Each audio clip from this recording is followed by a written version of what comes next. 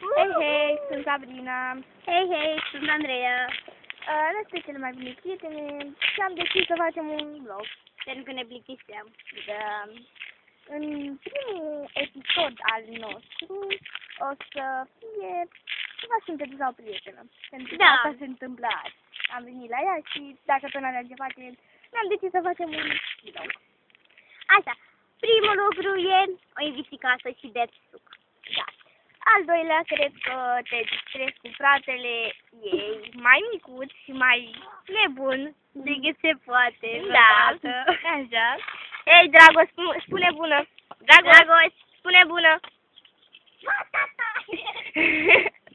da, e cam nebun. Da, mă rog. Mă rog, Se bat cu apă. da. Dar acum n-avem chef pentru că bate și vântul și Na, nu prea avem voie. Da.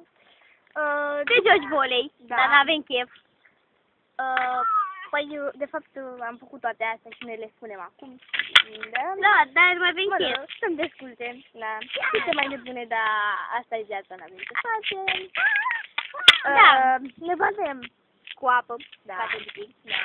Chiar dacă m-ai zis asta, de Da. 2 ori faceți asta, vă zic eu, e bine. Da. Foarte relaxant. Zi bună! A zis hei, deci e un lucru bun. Deci a evoluat. Da. Așa, dacă vreți